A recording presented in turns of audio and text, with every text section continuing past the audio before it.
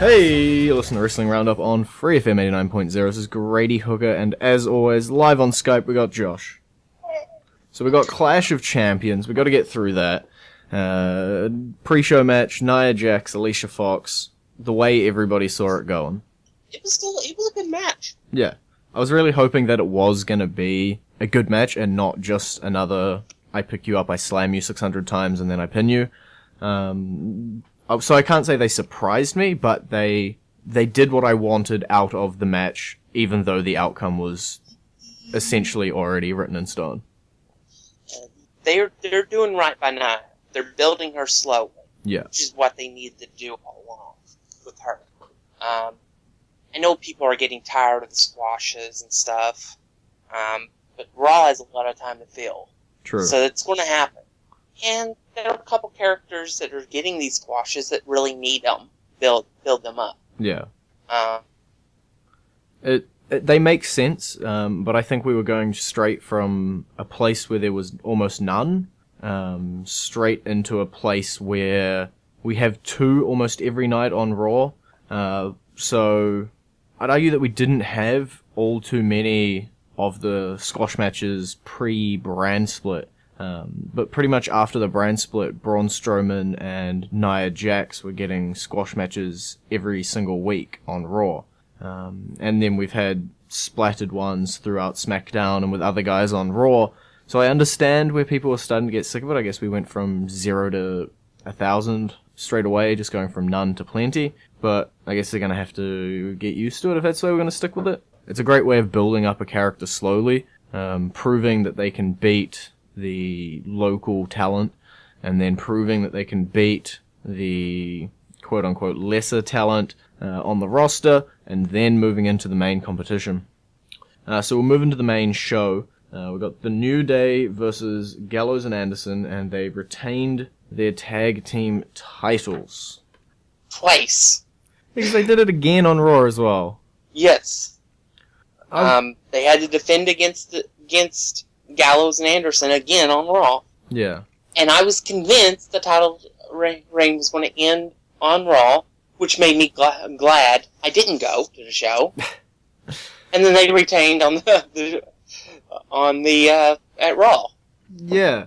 I was talking with my grandfather watching the pay-per-view, and he was like, "Do you think they'll just let them have it for 400? You know, just let them retain it here on 400, and then they'll lose it over on Raw." At this point, I think they should just go for the 479. I think they are. I feel like they are. You know what show that would lead to? Is it WrestleMania? No. Yeah.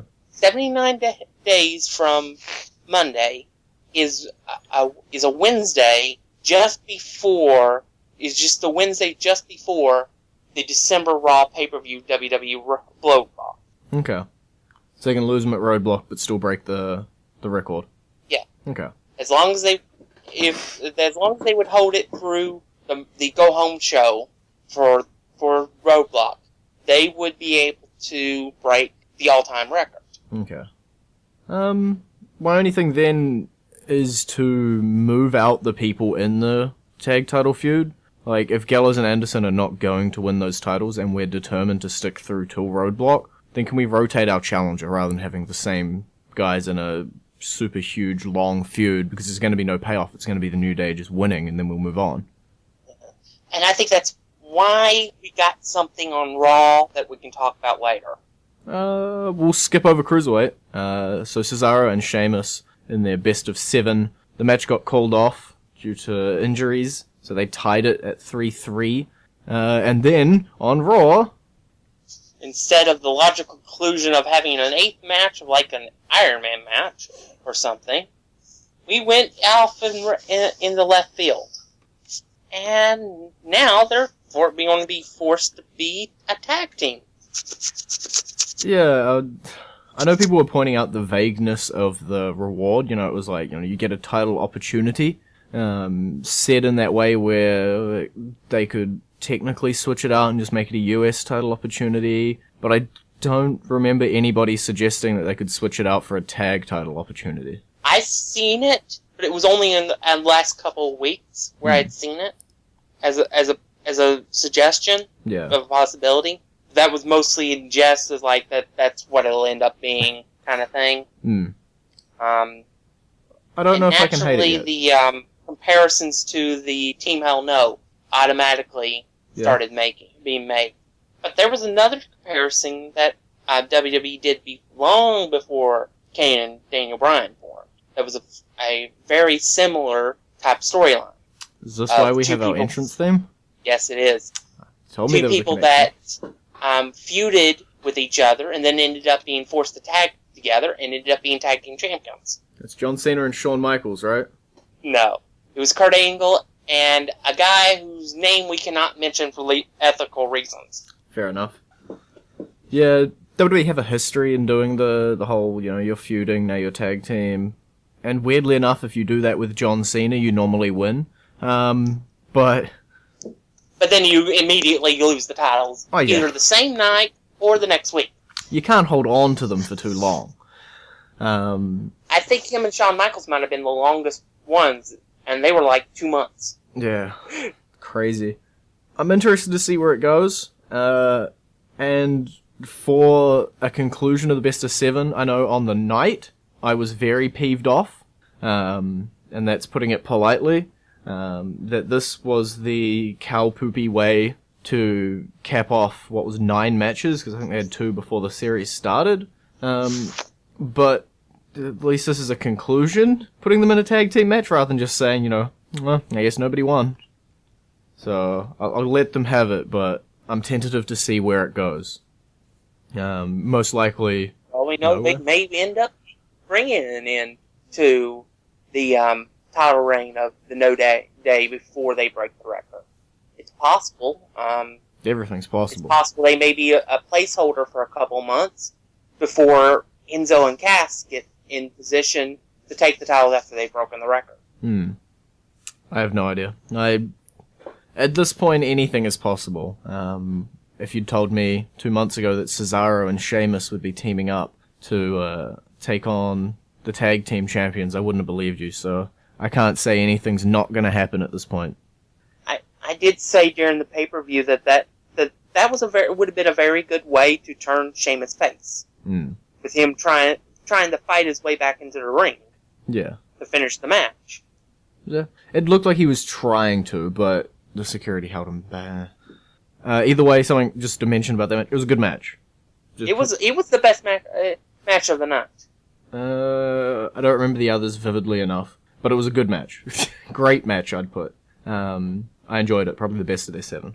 Starting to run out of time. Cruiserweight Championship, TJ Perkins retains after his awesome entrance.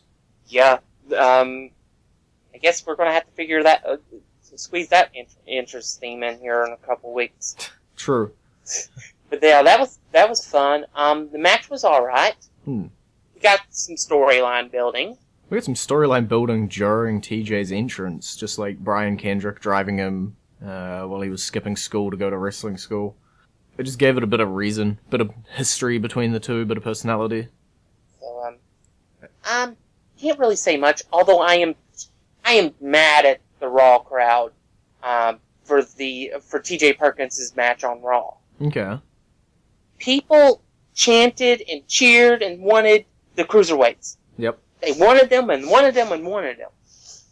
They finally get them, and what do? The Cruiserweight champions in a match? They chant for CM Punk and Randy Savage.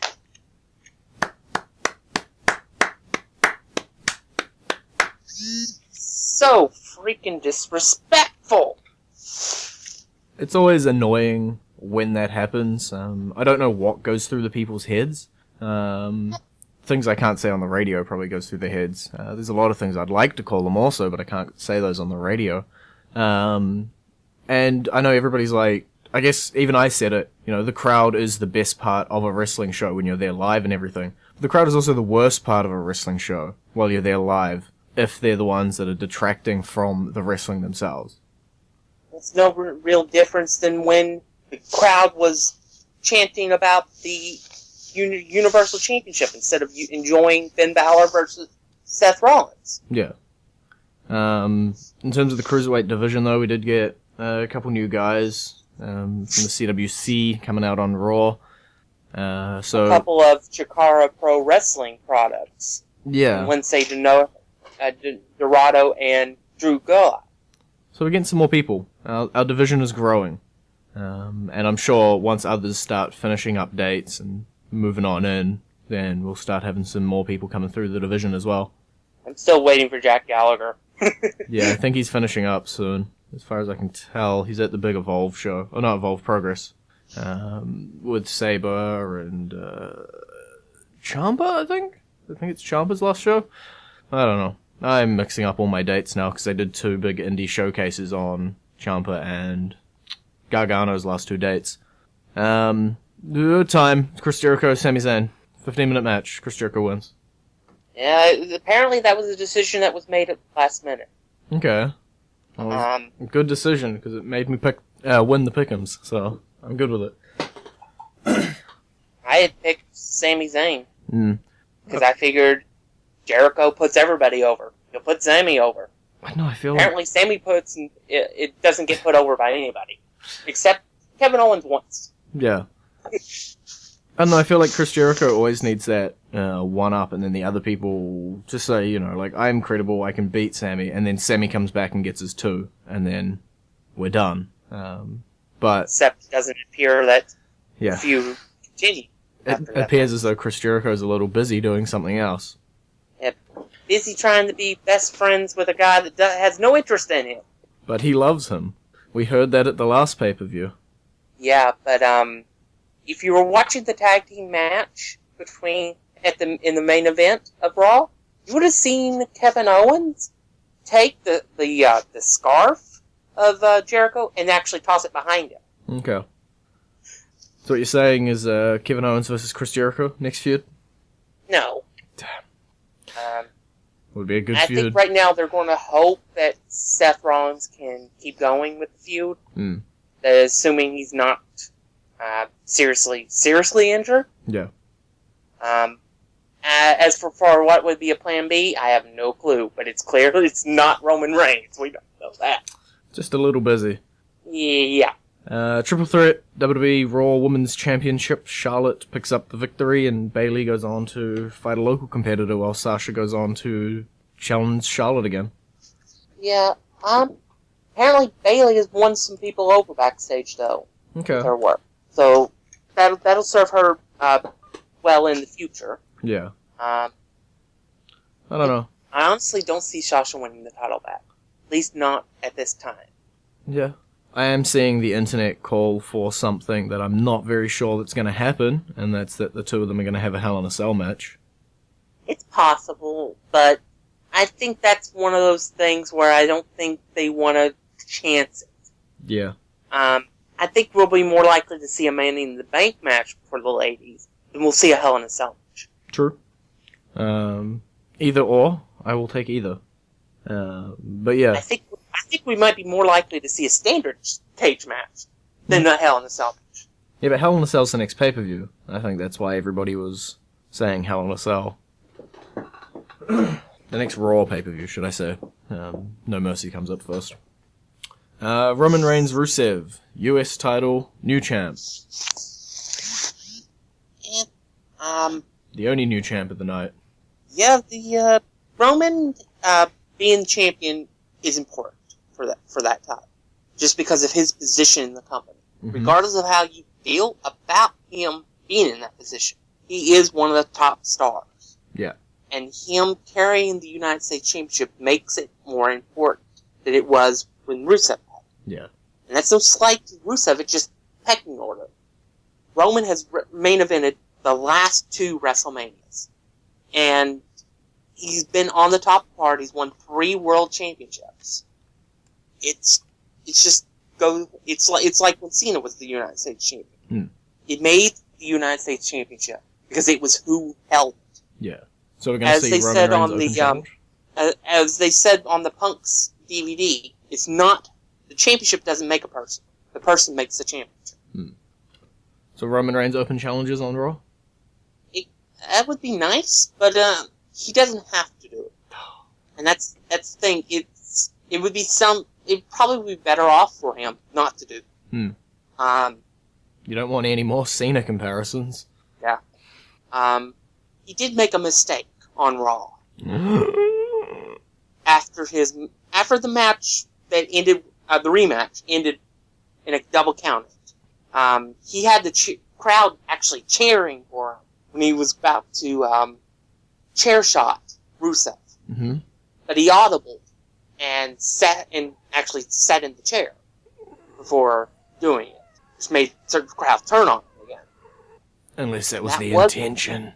Yeah, but it was something he did on the fly. It wasn't something that was scripted for him. Damn it.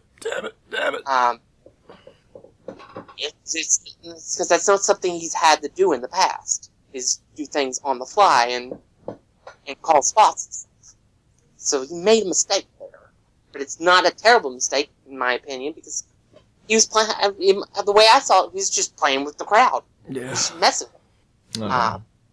But he probably could have gotten more of a reaction had he went ahead and went with the chair shot instead of sitting in the chair and then doing a chair shot. Alright, so main event, Kevin Owens, Seth Rollins. We've got about 30 seconds. Opinion on the match? It was alright. Yeah, it was alright. And then at the end of it, Triple H, Stephanie, confirm cahoots, somehow didn't show up on the show nor on Raw. So 80%, so if not 90%. On that. So yeah, 90% of their audience has no idea that Triple H and Stephanie are in cahoots. Or confirmed in cahoots. Because it happened on a WWE.com exclusive. Why? That's my one question. Why? I think he probably would have showed up on Raw if Seth Rollins wasn't hurt. Fair enough. Okay, so Kurt Angle's entrance theme. We said there was a connection. There you go. You had your connection explained. And when we come back, we're on SmackDown.